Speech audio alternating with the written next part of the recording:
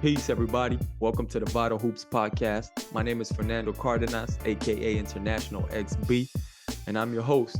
This is episode 12. Today we have an amazing guest, my brother Henri Lembe. He's the CEO of HL Basketball. HL Basketball is an online basketball platform for consulting and performance. It was created to help basketball players make it to the professional level. Henri Lembe is an ex-pro basketball player himself. He had an amazing career. He played in many countries. He then was a coach as well for the under 15 squad in the Reunion Island and the under 18 squad as well, and did great things over there. He also played 14 times in the K54 World Streetball Championship, and he's a semifinalist at the K. And just a great career overall. And he's even greater as an entrepreneur. So HL Basketball CEO is here today with us. Henri Lembe, peace, my brother. How you doing, man? I'm doing good, bro. I'm doing good. Thanks for having me. No doubt, man. Welcome to the Vital Hoops podcast, man. And it's an honor to have you, man. It's dope. Thank you.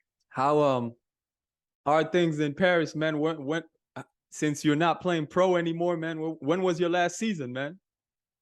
My last season was, I think it was 4 years ago.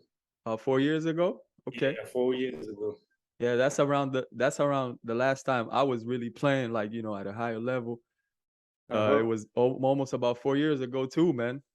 Mm-hmm. So how has it been, man? How's your transition been? I saw you you were doing a lot of, you know, skills training with players at first. As soon as you stop, you know what I mean? As soon as you stop playing.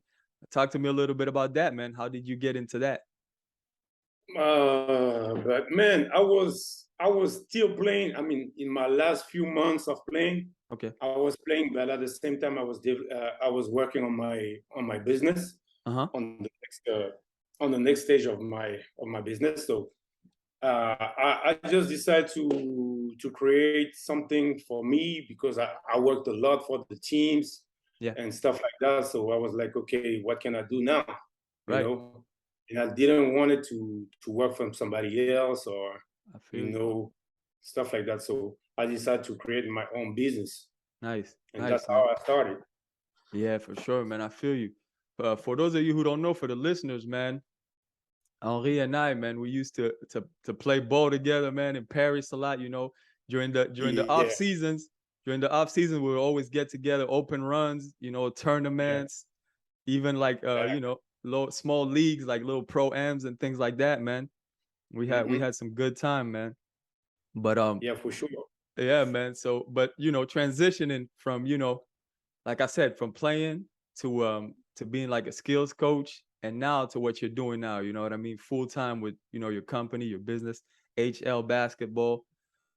Tell me about that, please, man. Let the listeners know, what is HL Basketball, you know, and what do you specialize in? What do you do? What everything that you do really at HL Basketball? Okay, HL Basketball is simple. It's just a basketball consulting company. Okay. So when I was playing, I was struggling when I was trying to get pro. I was struggling with a lot of stuff. So after, I was like, okay, when I start to work out with players, I was like, okay, they got the same struggle as me back then. So what can I do to improve that? Yeah. So I came up with the idea of support players and stuff like that. So every day what we do is to work with players, make sure they make stats, they improve their stats, they're good in their heads and stuff like that to become pros a lot easier. Nice. So you work on every aspect of the game, mental, you know, physical. Do you also do like, you know, strength and conditioning also, or is it mostly skills?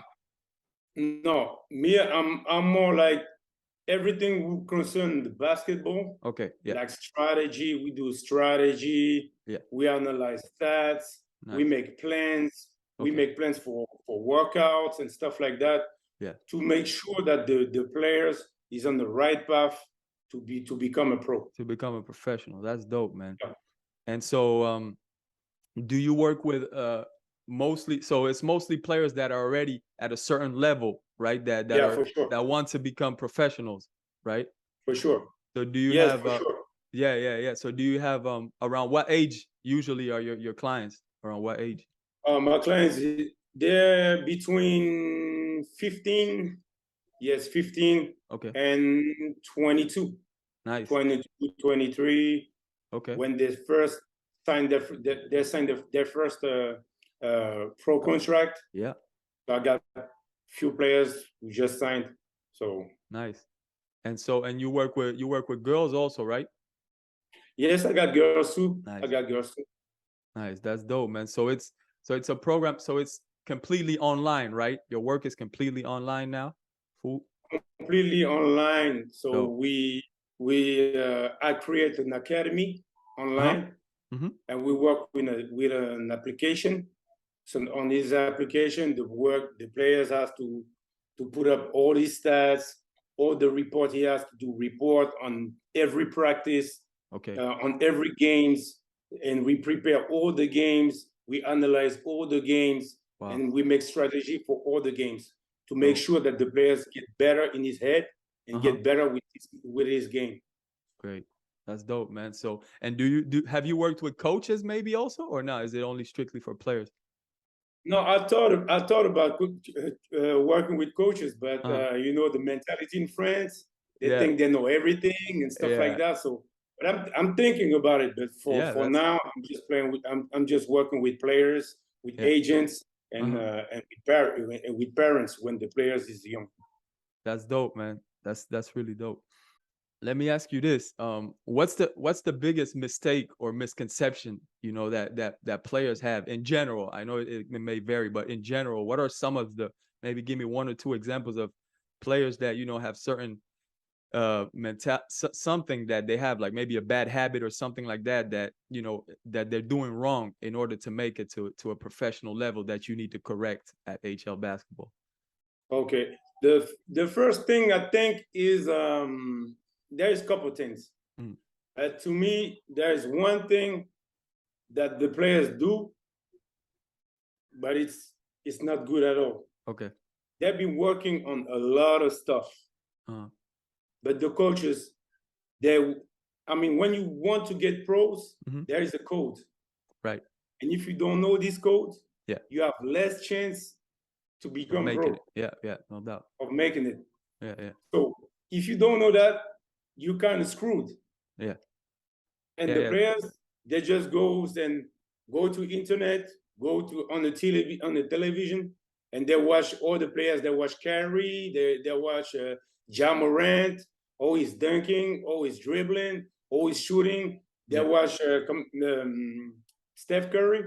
They want to shoot the ball from far and stuff like that. But when you get in the club, when you get at certain level, they ask you to do one or two things. For sure. That's it. Yeah. They need to understand to know their role, right? Understand to know the role. And also I imagine they need to, you know, definitely work on specific things in their game, right? Totally. That usually they come in and maybe they want to do everything. They want to do everything, and then, you know, they're not specifically focusing on certain things, or they don't know their role, right? They need to learn the role. Yeah. That's exactly that. I call that the profile. Like when you get recruited, the coach is looking for a profile player. He's looking for a profile. Yeah, no doubt. If you're not able to fill up this profile, you're gonna be screwed. Every time they're gonna pass you. Yeah, the coach wants something specific. That's the main thing that the players don't understand. Yeah, no doubt, man. I imagine that since, you know, you're what you do at HL basketball is very specific. You know, it's about, you know, making it to a certain level. So I imagine your players are pretty motivated, and, you know, but in general, what do you think? Like, you know, we're starting to be, you know, of the old school, right? Yeah. So what do you think? What do you think are some of the main differences between, you know, players back in our day, you know, when we were younger, and, you know, players today? I think for us, we didn't have internet. that's a huge thing. That's pretty huge. And I think we were more motivated because, I mean, I think about me, I have no choice but to become a pro. Yeah. No choice. Yeah. You didn't see any other way. No, because I dropped school pretty early. So I had no choice. I came from a very tough background. So it was this or the street. Yeah, it was basketball or nothing. Yeah. Exactly. Yeah, and the kids now, I think life it's more easier. Yeah, I agree. I think it's more easier. They got internet, they got a lot of stuff that we didn't have at the time. I don't see that urgency. That urgency is missing that a lot of guys had, back then. And a lot of guys was like, we were playing for our lives. You know what I mean? And today's a little bit different. Like, guys just want to kind of make the highlights for the internet, and I think also, we used to play, like, I know for myself, man, that's all I used to do when I was a kid. I used to just play ball. I was outside playing ball all the time. And today kids are on the internet, they're playing video games. They're inside most of the time, then they go out for practice, then they come right back in. Like, I remember when I was a kid, man, I was outside playing all day. You know what I'm saying? All day. I would just come in to eat lunch and go back out and just go play. You know what I'm saying? So I think that's a difference too. I think we used to play a little bit more, but like you said, today, I think they have an advantage, which is that they have people like you, they have skills coaches, they have all these people that can help them, specifically do what they need to do. Like a lot of times us, we used to just play and not necessarily sometimes work on what we needed to work on. Right. For sure. And on top of that, we didn't learn from nobody. We learned from the scratch. Yeah. You know what I'm saying?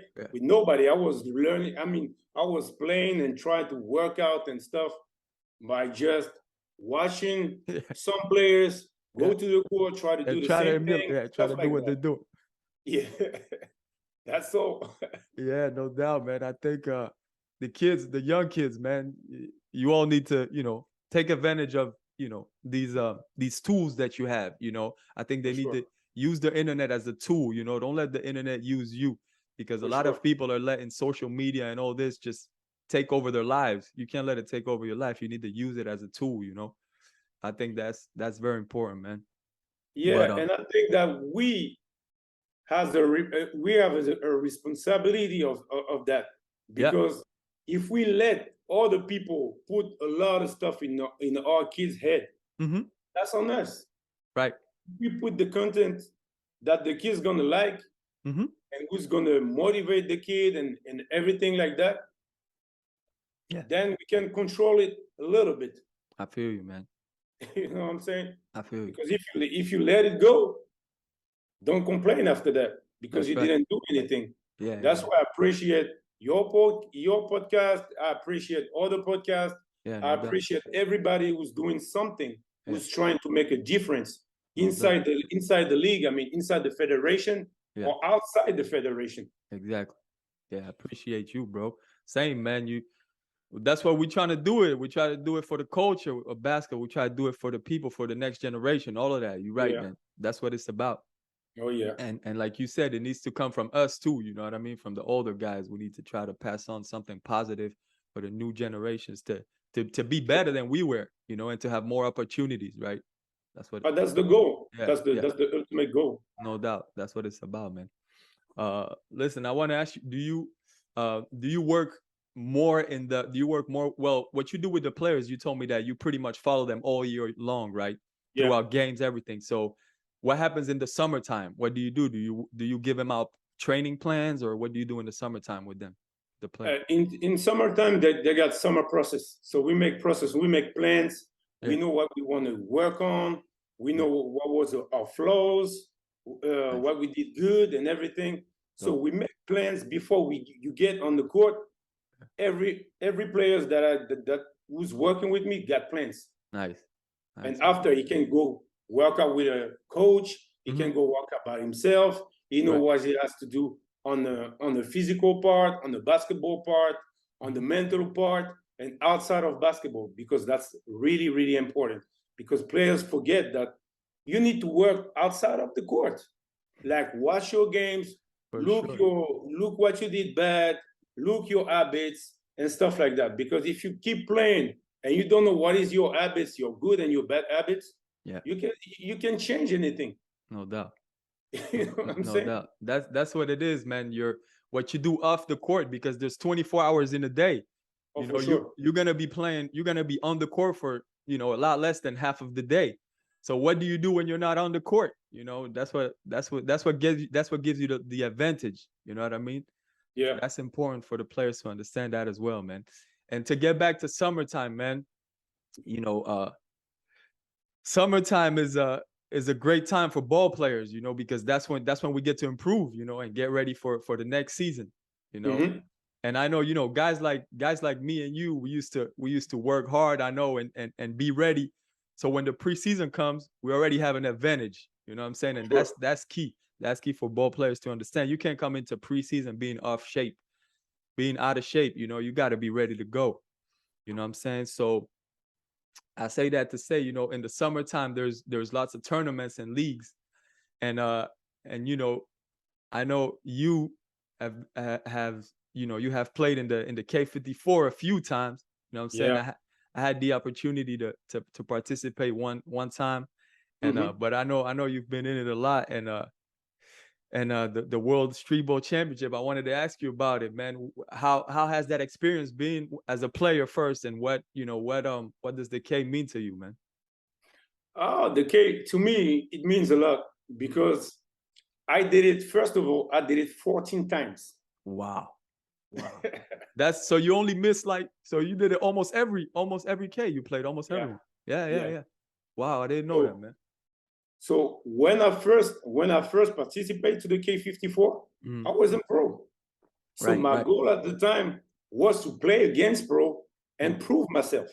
Yeah, no doubt. And after I became pro and everything, yeah. So I was there to try to win the K54. For sure. So we went to the semifinal, but we lost and everything. Yeah, so, I remember, man. Yeah. But you guys had a great means squad. it means a lot because that's our culture. For sure, that's our man. Stuff. You know what I'm saying. That I feel you, man. 100%.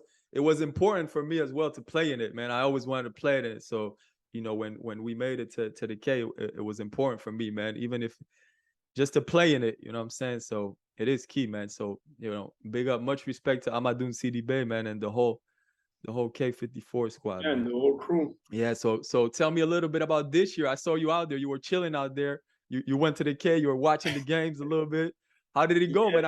I wasn't able to make it out there, but tell me a little bit about your experience.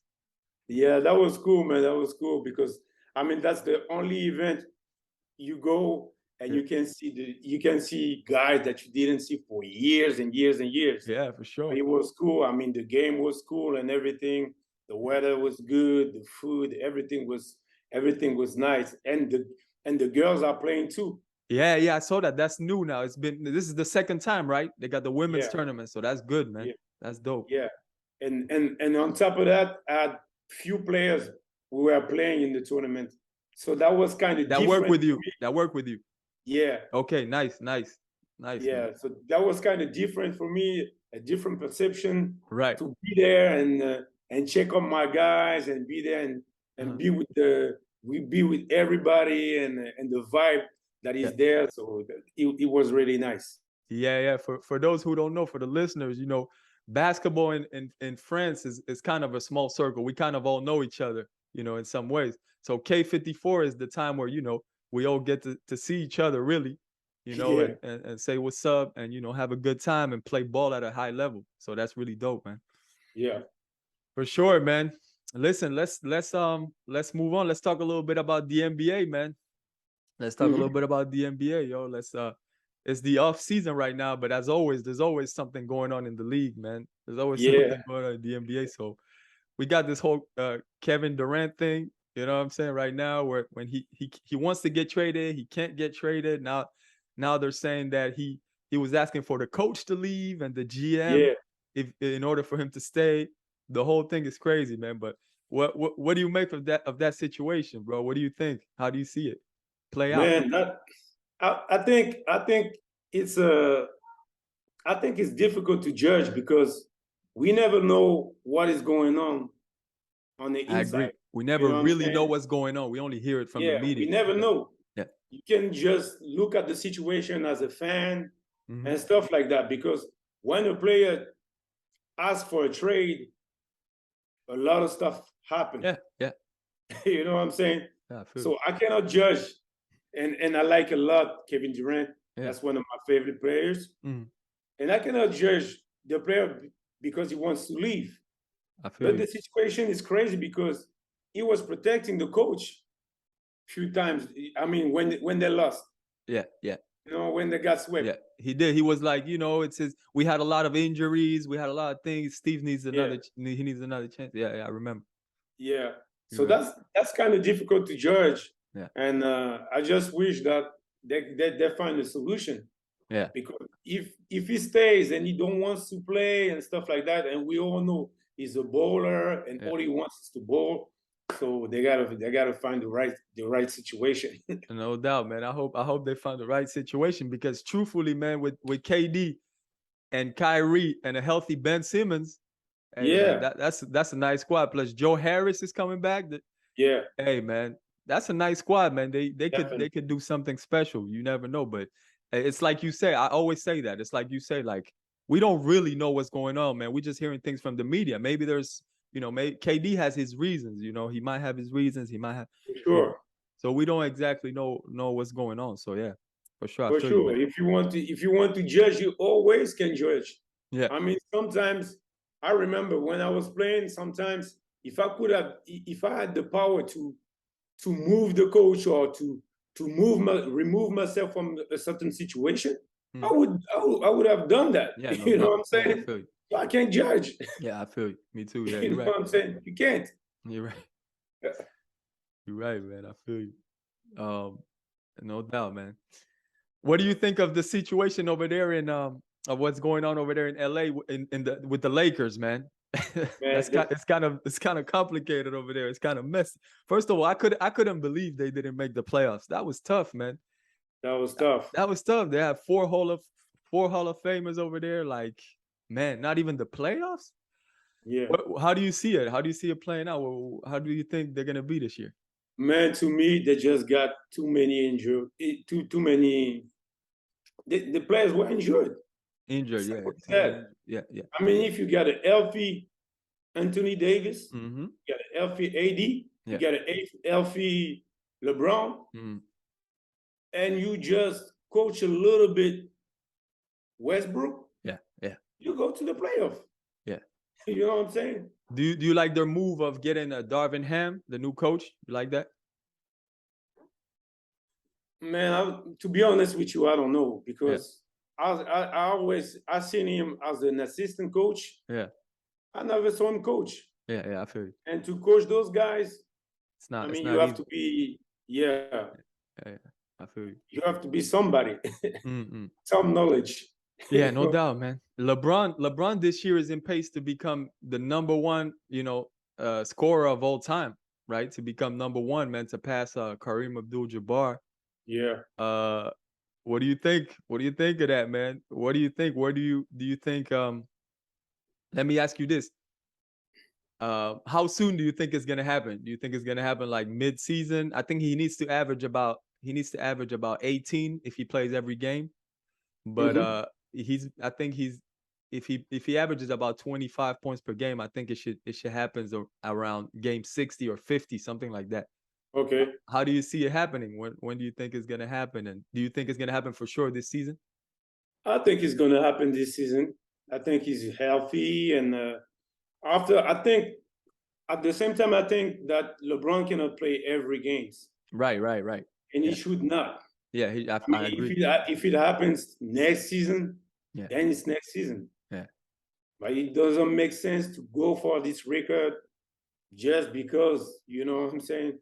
I feel you. So, and he's a monster. We never know. Yeah, he's a beast still, man. Yeah, he's a beast. He's a beast, not human, man. So. I think it's gonna happen this year as well, man. And because he usually stays healthy, he doesn't get hurt too much. He has a great, everything. His work off the court is perfect, and he knows what to do. his recovery, everything, nutrition. So he usually doesn't get hurt, and it's been paying out, man. Yep. But still going on LeBron, and there's been talk about LeBron, playing with his son, playing with his son in the league. Have you heard that? There's been talk about maybe Bronny James making it to the NBA and LeBron still being in the league. Do you think that's gonna happen? Do you think LeBron got that much left in the tank, and do you think Bronny's gonna be good enough to go there early? I think LeBron is gonna be able to wait for his son. Yeah. But I don't know if his son is gonna be good enough to go in the league. I feel you.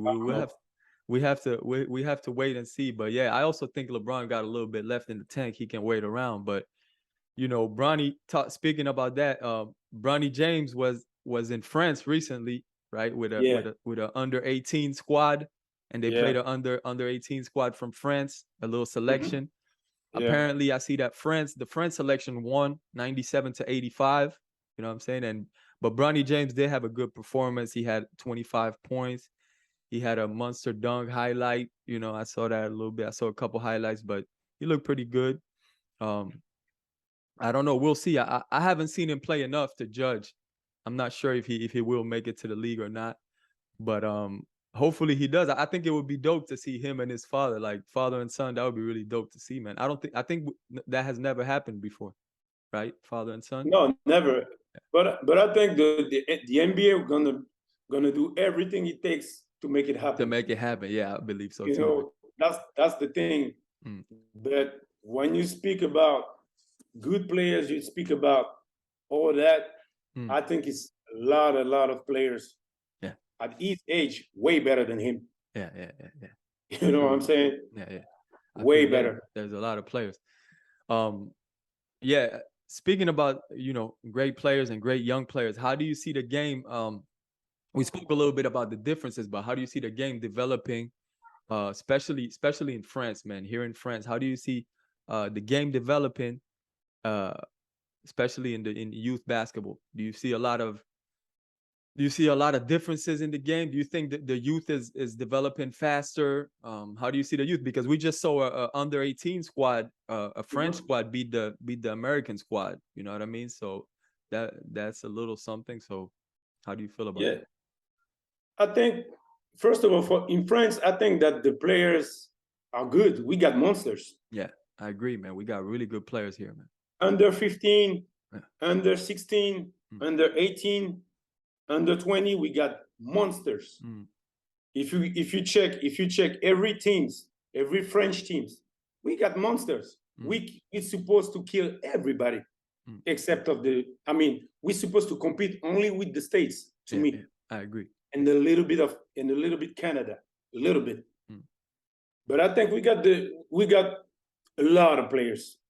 I agree. But the thing is, we got a lot of players. Like at the last game, you saw a lot of players in the French select that you will never see in pros. They will never make it. Explain. To me, that's the problem. So on the 12th player who was there, you got on maybe 2 or 3 who's going to turn pro. Okay. So I think we got a problem here. Yeah. That everybody don't want to see and don't want to talk about. Okay. That's what I think. I hear you. I hear you. So expand a little bit on that. Tell me a little bit about that. What's the problem? Tell me a little. I think the problem is that our players, they're built in a certain way. It means they're playing on they got certain profile. And here in France, you play a lot on the set plays and stuff like that. Yeah. So you don't really develop the killing instinct.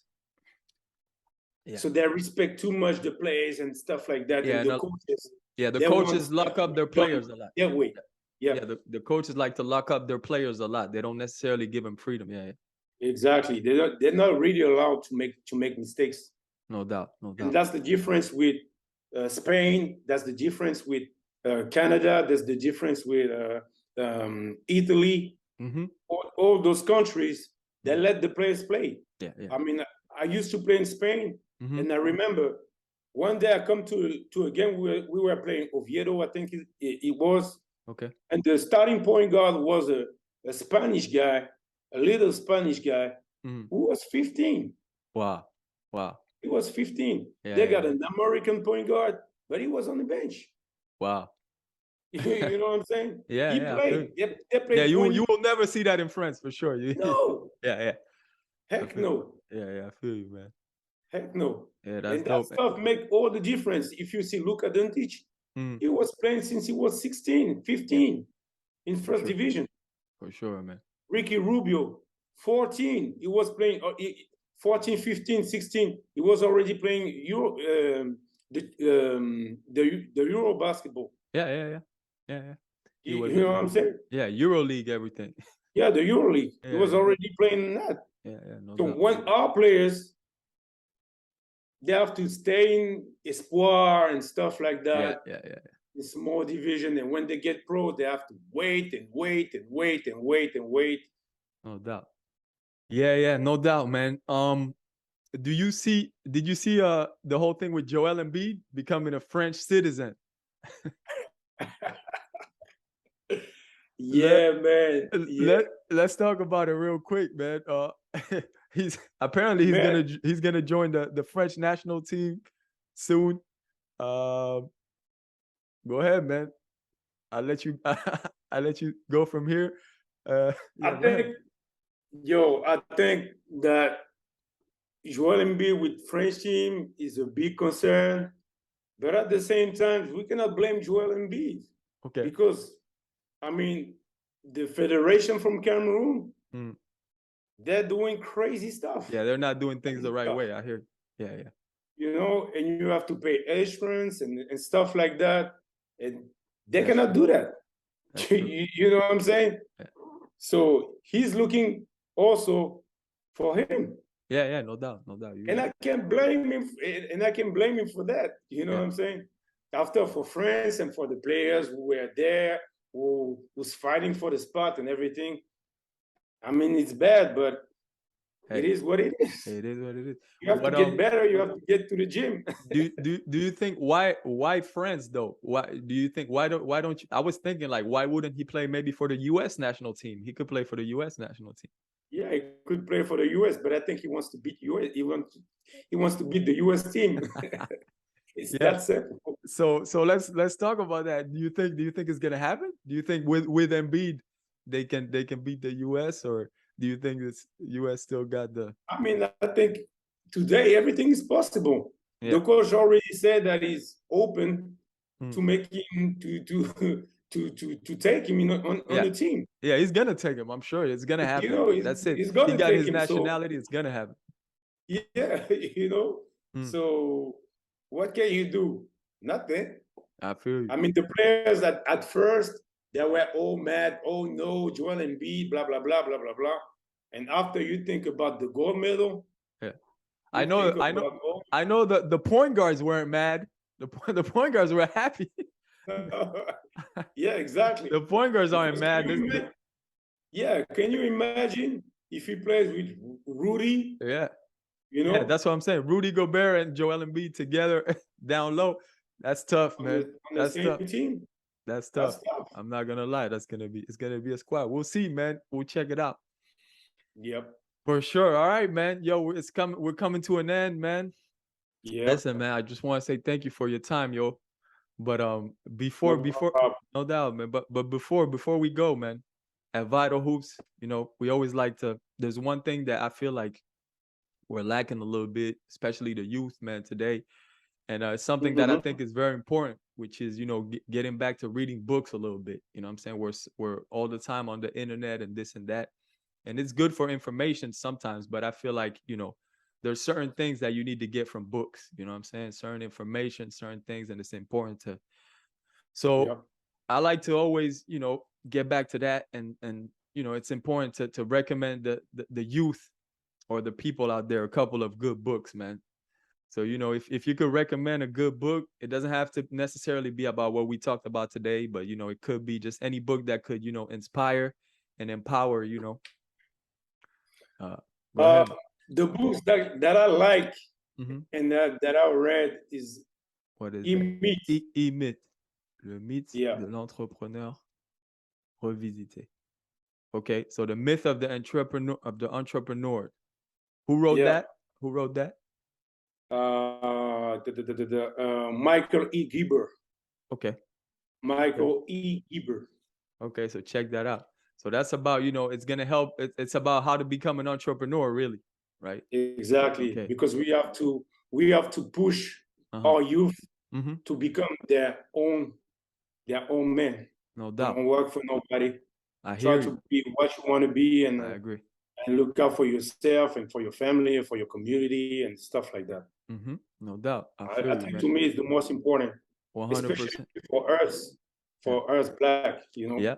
I feel you, man. 100%. I think we need to, like you said, we can't just be working for others, and for these big companies that don't have our interests at hand. You know what I'm saying? We need to build for us, like you said. I think it's important for us to build for, for us, for our families, for our community, and ultimately for our people, globally and worldwide. But definitely that's how it begins, no doubt. I feel you, man. For sure. And in basketball it's the same thing, because the coach has his interest, the team has his interest. Absolutely. Everybody is looking out for himself. So all the players, if you don't look out for yourself, then you're gonna work for somebody else. You know what I'm saying? And even in basketball, and works for everything in life. Pro sports is dirty, man. They'll leave us injured. They'll leave us like they don't give a fuck about us, really. They don't care about the players like that. They'll just use you when they need you. They'll let you go quickly, and they don't care. They don't care if that's your bread and butter. They don't care if you don't have a job next season. They don't care about if you're hurt, they don't care, man. So like you said, I think it's important for the youth to, first of all, find good agents. You got to find good agents, because a lot of agents are also just out there for the money, and they'll put you in a situation that's not necessarily good for you. They'll put you in a situation that's not good for you just because they're getting more money in this, so that's important. That's important. I feel you, man. Yeah, because even if sometimes if your average is 16 and you make two, 3 games, you score 10 points, they're going to be like, yo, you better wake up. You better wake up. So every time I speak with my players, or I speak in general, I say you have to look out for your stats. Make sure you're good. Make sure nobody is getting on your ear to tell you, yo, you need to do this. You have to do this. You have to be better. You have to play better and stuff like that. Because we know what is behind that.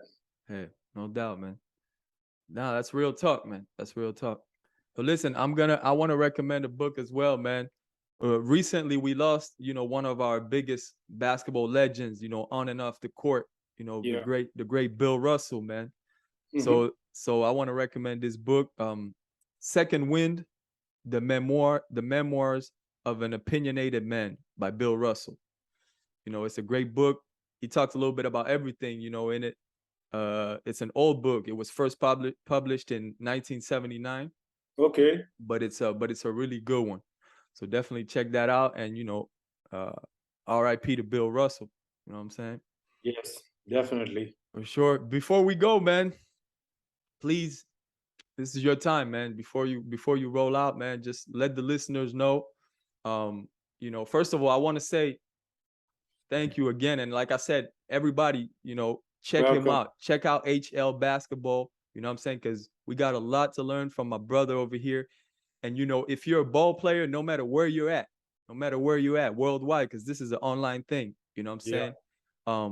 Definitely holla at my man, So this is what I want to ask you, for you to leave, the information, website, social media, if you have a whatever email, wherever ball players can get in touch with you, or even coaches, whoever wants to, get right, man, hit up my brother. So yeah, go ahead, man. And sorry, and if you have a last message also that you want to, leave for the youth or for the listeners. Okay.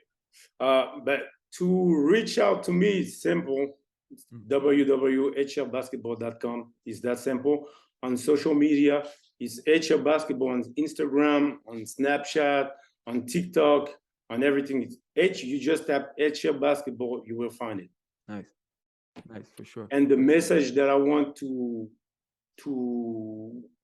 share is that you need to do anything to know how the game is running. Mm-hmm.